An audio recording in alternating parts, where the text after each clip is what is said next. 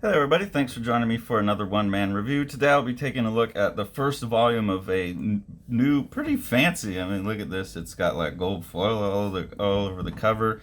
A pretty fancy comic anthology magazine that's pretty interesting. I just got it in the mail. It also came with a bonus shit book here, so we'll go ahead and flip through this first. But this is Finger Cakes, and it has a foreword by famous art critic Jerry Saltz, not Satlz as it should be. So I'm assuming that's a pseudonym. But we'll check this out. I think from looking at the Instagram, this was just made as a bonus thing because they felt like there were copyright issues in their abuse of standard characters.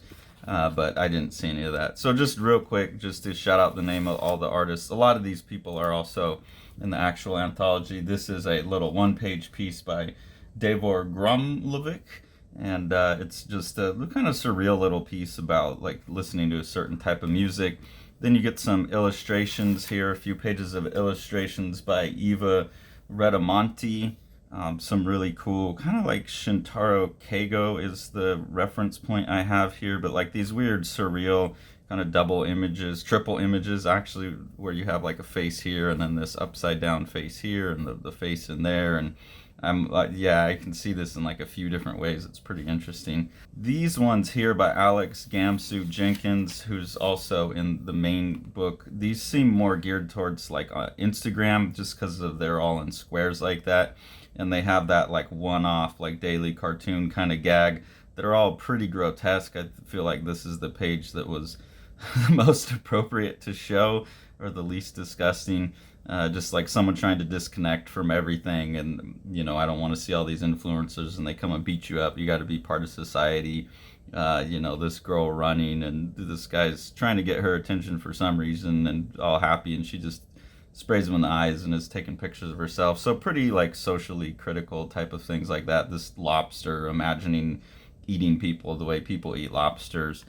So those are all like pretty fun little things. Then there's some pinups here by Will Carcosa, or Carsola, sorry. It sounds more like my name. I should be able to pronounce that. Will Carsola. And then some collages by Mark Lee that are pretty interesting. This one especially reminds me, I'm going to blank on the guy's name, but it's the very famous pop art collage that's being referenced here. So I like that with the people coming down the stairs and stuff. So those are fun. It is just, bonus shit makes sense. It's kind of not very content rich, I don't think, in that one. Finger Cakes itself is pretty interesting. There's a lot of different stories in here, also some really nice paintings. There's a lot of interesting, like, fun design decisions as well. This feels very like it's professional, like on the surface professional all the way through. It feels very much like this is coming out of what Juxtapose magazine used to be and what High Fructose has kind of become, which is to me a very like LA vibe, pop art, pop surrealism art brought into comics. So as I was reading through this, that was definitely the vibe I was getting. I felt like these are all people that went to Cal Arts or the Art Center in Pasadena and the different schools in LA and are participating in the galleries down there. Really cool presentation things going on here with like a pie chart showing how much space each person is taking up in the issue along with the page. So like infographics, it just has that very, very slick design to it. It feels different than a lot of other anthologies, which are much more DIY. I'm not going to read this here, but there's a pretty funny little thing where this fake Jerry, someone pretending to be the cantankerous old art critic Jerry Saltz, is going on about how crappy artists are, and that men should be required by law to stop making art to help tear down the patriarchy, and all of this kind of mumbo jumbo that I assume people that go into art schools are probably getting sick of hearing about. But also it has that kind of like everyone in here feels like they have at least a bachelor's degree in art, maybe a master's degree.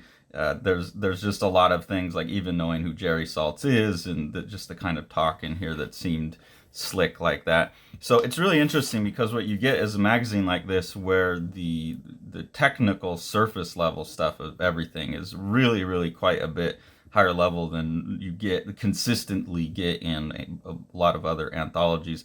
Like here with this stuff by Mark Rogers, you're getting these fully painted images, with some text set over them to kind of turn it into a comic. And that's just a level of rendering that you're not normally, and reproduction with this nice glossy paper and everything, that you're not usually getting in a comics anthology. So that's really interesting to me. Even to see paintings like that in a comic anthology produced very full color. Here's another Davor Grumlovic. Really cool, more underground style with a lot of stippling.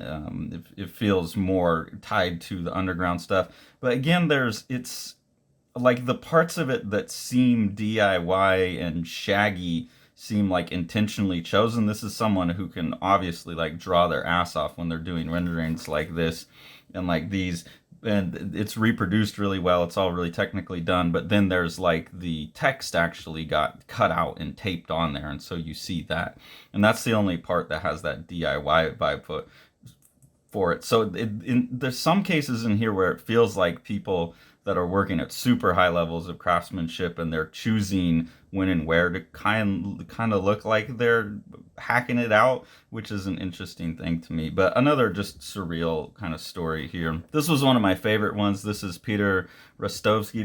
I met Peter actually when we were at Mocha. I went out to dinner with him and Tom Kay from Uncivilized and Gabriel Bell, and had a nice dinner with them. And I'm not sure if this is from Peter's new book that's coming out. I haven't had a chance to pick it up yet, but he has a book that just came out like this week called The Damnation Diaries, and this seems like maybe a prelude to that, or like it's related to that, or maybe a segment of it. It's pretty interesting. It's someone who goes to hell and they're seeing a therapist, and the text is all seems like they're writing in their diary. Here's just showing some of the things that would go on in hell, and you have do a little bit of adjuncting at the local art school. Don't ask me why, they love contemporary art down here. They think it's the kind of thing that really spreads the seeds of evil and deceit in the real world. They even have fantastic visiting lecture program where they bring in people from the living dimension. And here you've got like the Damien Hirst shark, which is a very famous piece of contemporary art that's kind of like, is it art or is this someone just pulling our leg? Not quite the banana on the wall. So again, you get that sense of like, these are people who are educated, have probably been teachers in colleges themselves to know the terrors of being an adjunct teacher, the abusive, hellish status that a lot of adjuncts live in. But I really like the conceit here, and there's funny things like that, and the art's really nice. It's kind of got this old etching look, but then it's got the black, the second color, and then the two colors, and there's a lot of the colors done with the hatching as well. So it's a really nice look. I think the whole issue is based around the idea of self-care. That seems to be the theme. I think that's what they said. Yeah, the self-improvement issue. So there's a theme running through this one. This Flannery Cashill piece here really leans into that and is almost like ads for all of these different, number one, beauty tips. Get off your phone. So kind of taking on the idea of advertising as comics, this combination of words and pictures as comics. This is another Alex Gamsu Jenkins. These again were kind of the least grotesque ones. Here you have a guy cramped in a box, sticking his finger through it to like get his nice isolation. And this is someone building a big picture of them, big sculpture of themselves out of rocks, only to fall apart. So I like these ones that are a little more surreal. These are really beautiful, kind of Moebius-esque drawings there. I quite enjoy those. Some of the more grotesque ones, not my thing. This is Rachel Helm piece. This one is strange to me. It has like a Baptiste Verreau kind of vibe to it. And it's like a guy who got his fancy new boots and he's going out in the street and picking up hoes, I guess. And the kind of lingo in it's weird, like, yoo-hoo, daddy, want to swing? I know a frosty new joint we can try out, those dancing shoes of yours. So just, I don't know, that's fun, strange little piece there. Really like this one as well by J.P. Kim. This is called Decompression. And it's basically, someone doing this self-improvement, this idea of self-improvement, taking it too far. And so you see them getting their routine together, and that develops in bizarre and hilarious, surreal ways as the story goes. And I like the art and the coloring in this one quite a bit as well. But you can see all throughout, that polish of all of the art in here is really interesting.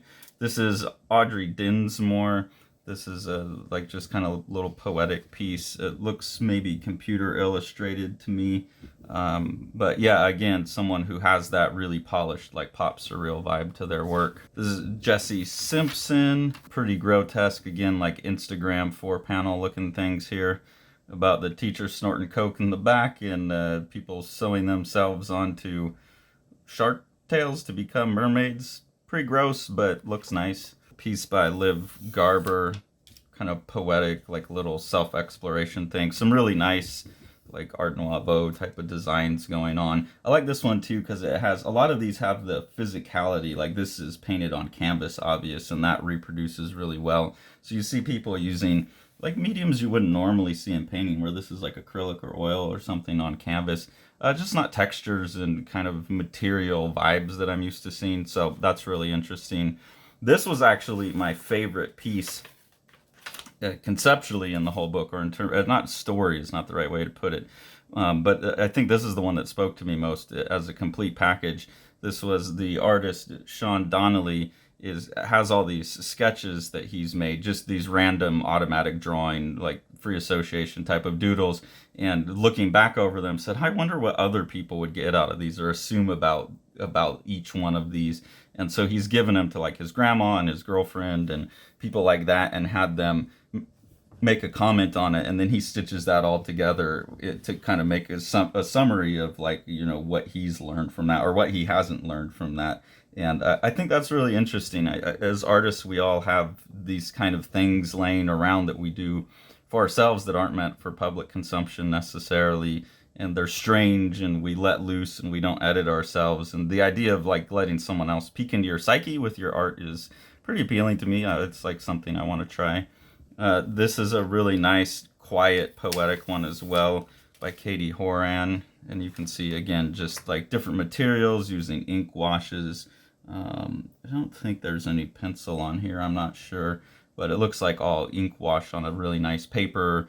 And just really, really beautiful illustrations all the way through. Marco Quadri on this one. This is an aesthetic I'm a little bit more familiar with in comics, especially this like orthographic perspective and things that they're using like that. But this again, kind of the Baptiste Verreau or Moa Romanova, who did Goblin Girl. This kind of feels like in that lane to me. A minimized color palette, the orthographic perspective, kind of the distorted goblin-y figures and things.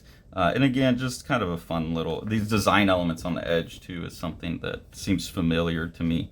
So just a fun little thing, some inclusions of like some torn paper over there to spice it up. This is again some Eva Retamonte, and you can see in this one even more so with color that Shintaro Keigo vibe, where you've got all of these like multiplicity of heads, but also some really interesting perspective stuff going on. Again, a lot of it seems to be in the isometric or orthographic perspective. And then it's nice to see one of her pieces here as well that has some like panels and words on it. So seeing her take advantage of like the actual comic format, not just doing illustration. I mean, this is technically, there's a lot going on in here that you can consider a comic, but just seeing these two things related next to each other, these look more digitally colored. So a real wide variety of approaches in here. This is Fran Kraus. I gotta admit, this one just didn't really speak to me. It's just like a cat talking about how to repair your car. Here's some more of the Will Carsola illustrations. Again, someone more an illustrator, cartoonist, but not making comics. And then in the back, you have a big chunk by one of the main organizers of the book, Abby Luck. And this was kind of my favorite page from there, where the comic panels are kind of taking the form. So some interesting layouts and stuff. So yeah, while I was reading that was my general impression of the thing. Was this is all very polished.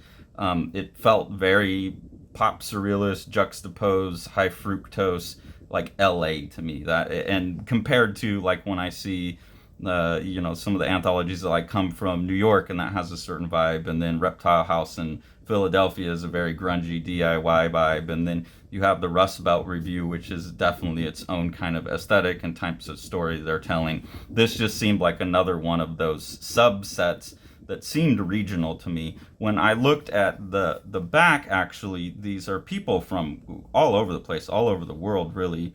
Many different states and many different people. But I was not surprised to see that Abby Luck, one of the organizers of this, is a writer, director, and animator in Los Angeles. And a lot of these people have, some of the schools, like this person works for Comedy Central. There are a lot of people mentioning what schools they went to or the kind of more commercial projects they're involved in. This person's been published in High Fructose. So that was kind of nice at the end of it, even though it wasn't a set of like local, regional California, LA artists, to see that these are definitely people that are in a certain scene and that came across. I will say that for me, the story content of these is pretty, like, none of them are very long, first off, so it's not much where you can get deep with it. But also, I just feel like the story wasn't as important to these artists as the art was. Whereas in, like, the Rust Belt review, you have a lot of people who are really good cartoonists, but you have some people also that just aren't the best draftspeople, but they're really, really great writers and they tell really great stories. This is like the opposite vibe to me, which isn't my personal taste. Like, I would rather see less polished art with a really good story than to see really, really polished art with kind of, stories or kind of poetic stuff over top of it. Some of them, like this one here, about getting better self-help, self-improvement. There are definitely pieces in here, or like the one where it's looking at the sketches where actually the reading experience as a total gave me a lot of stuff. But it was easier for me to look at this more like a juxtaposer or High Fructose, where I'm just going through kind of checking out the art, but now they're sequential pieces. So it is almost like a book of sequential illustration. Peter Rostovsky's reads more like a comic, but that's how a lot of this felt to me, is in that line. And I kind of expected that from the design of the cover and stuff. So that's just an overview of it. I don't even mean that comment as a criticism, negative or positive. It's just kind of an explanation of the differences between the things. Because as people are watching this, some people may prefer story more, some people may just, wow, that's really great art. So if you're really in it for like the look of the thing, this is, and it's really beautifully made by Prone Books, but it's got some like gold embossing on here and all this stuff. So it's a really like high quality production as well, and all the art's reproduced beautifully.